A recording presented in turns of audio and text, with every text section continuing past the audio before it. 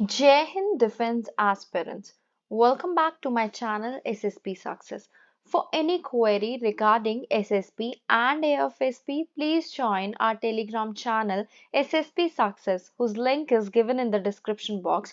And for more updates regarding SSP and AFSP, do subscribe our YouTube channel SSP Success. So today we are going to discuss a very important topic that was in news, that is regarding of power of USA in West Asia. It is very important for your upcoming SSB and AFSB lecturate and GD. So let's get started with our topic.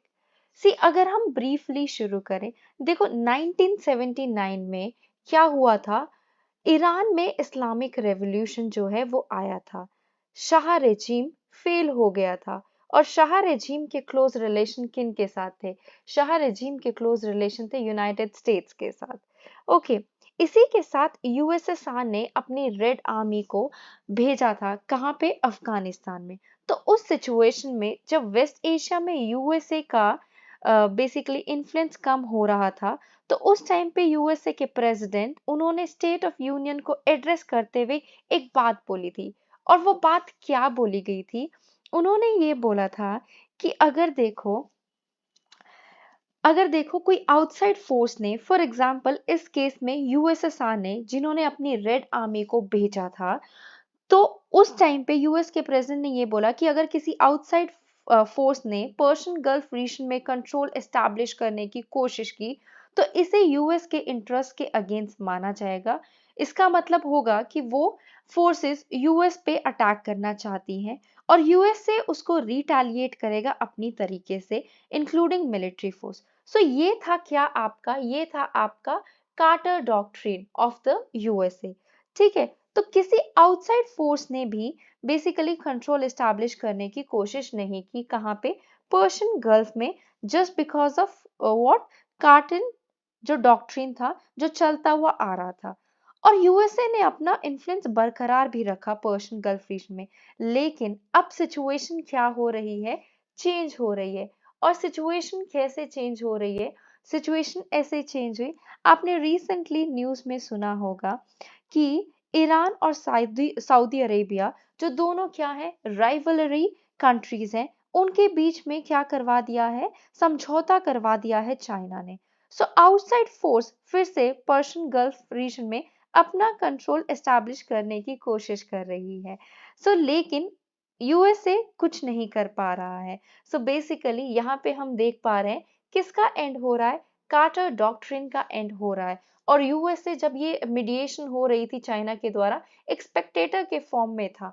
और ये जो mediation हुई है Saudi Arabia और Iran के बीच में, ये कहीं ना कहीं एक पोटेंशियल गेम चेंजिंग पैक्ट है गल्फ रीजन में। अगर हम अब बात करें इसके पीछे किसकी गलतियां हैं, इसके पीछे देखो यूएसए की ही पास्ट मिस्टेक्स हैं। और वो पास्ट मिस्टेक्स क्या हैं, अब हम उनको डिस्कस करते हैं। देखो, सबसे पहली बात, अगर यूएसए का फोकस, यूएसए ने देखो आज के टाइम पर यूएसए का फोकस कहाँ पर है? यूक्रेन वॉर पर है, इंडो पैसिफिक रीजन पे है, पर्शियन गल्फ पे नहीं है। और पर्शियन गल्फ पे यूएसए ने काफी गलतियां की। और किस तरीके की वो गलतियां थी, अब हम उनको डिस्कस कर लेते हैं। देखो, जैसे इराक में क्या हुआ? 2003 में अटैक किया किसने? यूएसए ने। ठीक है, तो पहले सद्दाम हुसैन का रूल था, बाद में इराक में डिक्टेटरशिप तो खत्म हो गई, लेकिन कभी डेमोक्रेसी आ ही नहीं सकी। इराक काफी वीक हो गया और इराक ईरान साइड चला गया और ईरान का इन्फ्लुएंस काफी ज्यादा बढ़ गया। पहले वहां पे सुन्नी रिजाइम था, फिर ईरान के इन्फ्लुएंस के बाद शिया रिजाइम बढ़ गया। इसके बाद और क्या नुकसान हुआ? इराक के ऊपर अटैक करने के बाद अल कायदा जो है वो क्या हो गया? अल कायदा और भी ज्यादा हम कहें पावरफुल हो गया इराक के वीक होने की वजह से, क्योंकि वहां पे सिविल वॉर हो गई, जिसके रेपरकशंस किसको देखने पड़े? जिसके रेपरकशन पूरे वर्ल्ड में हम कहें उनको देखने पड़े। ठीक है, किसको? पूरे मतलब वर्ल्ड के कंट्रीज को कहीं ना कहीं जो ये इंसिडेंट था उसके रेपरकशंस देखने पड़े। अब जो है नेक्स्ट कॉन्टेक्स्ट की अगर हम बात करें, नेक्स्ट है हमारा सीरिया। अगर हम सीरिया की बात करते हैं, तो सीरिया में यूएसए चाहता था असद रेजाइम है। ठीक है, लेकिन असद रेजाइम मतलब अदर चाहता था असद रेजाइम खत्म हो। और इवन यूएसए के एलाई कंट्रीज, यूएसए के एलाई कंट्रीज भी सेम ही चीज चाहते थे कि असद रेजाइम जो है वहां पर खत्म हो जाए वेस्ट एशिया में, और वो भी यही चाहते थे। लेकिन यूएसए ने अपनी फोर्स कभी भेजी नहीं, और ऊपर से कहते रहे ऊपर ऊपर से, और जिसकी वजह से यूएसए के राइवल कंट्रीज ने अपनी फोर्सेस वहां पर भेज दी। यूएसए की राइवल कंट्रीज कौन सी है? आपकी रशिया है यूएसए की राइवल कंट्रीज। तो उन्होंने क्या किया, उन्होंने बेसिकली वहां पे जब अपनी फोर्सेस को भेजा तो उससे क्या हुआ, असद रेजाइम बच गया, और इससे यूएसए की अलाइज कंट्रीज नाराज हो गई। उसके बाद अगर हम बात करते हैं किसकी, लीबिया की। ओके, लीबिया की अगर हम बात करेंगे तो लीबिया का इंसिडेंट क्या था? लीबिया के इंसिडेंट में ये हुआ कि देखो पहले लीबिया पर गद्दाफी रूल कर रहे थे, लेकिन यूएन के मैंडेट से बाहर जाके यूएसए ने काम किया और उसको पकड़ा और मार भी दिया। उसके बाद लीबिया में क्या हुआ, इंस्टेबिलिटी बहुत ज्यादा बढ़ गई।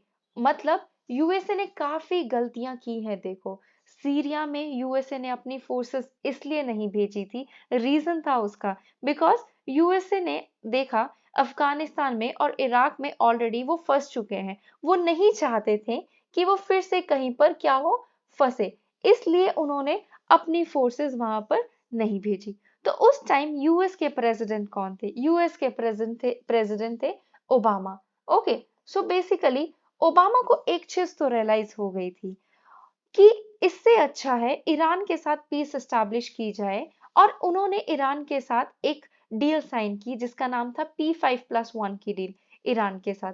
और वो डील ज्यादा दिन तक टिक नहीं सकी। रीजन क्या था उसका? रीजन था जो यूएस के प्रेसिडेंट है बेसिकली आपके ट्रम्प ने ये डील को क्या कर दिया, डिस्ट्रॉय कर दिया। और ट्रम्प ने जब इस डील को डिस्ट्रॉय किया, यूएसए ने सोचा कि हम ज्यादा ध्यान नहीं दे पा रहे हैं, तो हमारी जगह अगर हमारी ही अलाई कंट्रीज पर्शियल गल्फ पे ध्यान दे, जैसे कि उनकी अलाई कंट्रीज कौन सी है, बेसिकली सऊदी अरेबिया, तो वो ज्यादा हेल्पफुल, सॉरी इजराइल, तो वो ज्यादा हेल्पफुल होगा। लेकिन उसके बाद क्या हुआ, उसके बाद इसराइल और फिर सऊदी अरेबिया के बीच में अब्राहम सॉरी इसराइल और यूएई के रिश्ते नॉर्मलाइज हो गए अब्राहम अकॉर्ड के तहत। और यूएसए को लगता था कि उनके इंटरेस्ट का ध्यान रखा जाएगा उनके एलाई कंट्रीज के द्वारा, लेकिन ऐसा हो नहीं पाया, बिकॉज इसराइल और यूएई अपने अपने डिसीजन खुद लेने लगे, यूएसए से बाहर जाके। जैसे यूएसए ने बोला, जब रशिया यूक्रेन का वॉर चल रहा था, किसको बोला, रशिया ने इसराइल को बोला कि आप जो है वेपन्स को सप्लाई कीजिए यूक्रेन में, लेकिन इसराइल ने मना कर दिया। उसके बाद यूएसए ने सऊदी अरेबिया को कहा था कि इसराइल के साथ रिलेशन आप नॉर्मलाइज रखो, लेकिन उन्होंने कहा हमें नहीं करने हैं। सो इन शॉर्ट अगर हम देखें, सब अपने अपने प्रॉब्लम्स को एड्रेस कर रहे हैं अपने अपने पर्सपेक्टिव से। ओके, और अपने इंटरेस्ट को ध्यान में रखते हुए सारे कंट्रीज। सो अगर हम वे फॉरवर्ड की बात करें, यूएसए धीरे धीरे डिप्राइव हो रहा है वेस्ट एशिया से, और एक वैक्यूम क्रिएट हो रहा है। उसके एलाइज जो है वो ज्यादा प्रेडिक्टेबल टाइज अपने फ्रेंड्स एंड फोर्स के साथ, like they are working as per their priorities. Israel चाहता है अपने टाइज को स्ट्रेंथन करना अरब वर्ल्ड में, to face down Iran Iran without compromising on Palestine. Iran को जो है इकोनॉमिक चोक होल्ड को ब्रेक करना है, सैंक्शंस जो उस पे लगे हुए हैं, और रियलाइज करना है अपना पोटेंशियल। टर्की चाहता है कि वो स्विंग बैक करे अपने रीजन पे जो वो कभी डोमिनेट किया करता था। सऊदी अरेबिया क्या करना चाहता है, सऊदी अरेबिया देखो एक तरीके से नेचुरल लीडर बनना चाहता है अरब वर्ल्ड में, और चाइना ये मेक श्योर करना चाहता है कि उनके इकोनॉमिक इंटरेस्ट प्रोटेक्ट रहे। तो यूएसए के पास several bases and tens of thousand of troops है जो रीजन में डिप्लॉय है, और वो कंटिन्यू करेंगे एक मेजर रोल प्ले करना। बट जो गल्फ और लार्जर वेस्ट एशिया है, वो एक exclusive American sphere of influence नहीं रहा है। There are three constants in the world will, क्या है? अमेरिका का डिक्लाइनिंग एबिलिटी जो वो जियोपॉलिटिकल आउटकम्स को शेप करना चाहता है, चाइना का बढ़ता हुआ राइज, और growing appetite for the US allies to make autonomous foreign policies. So guys, that was all.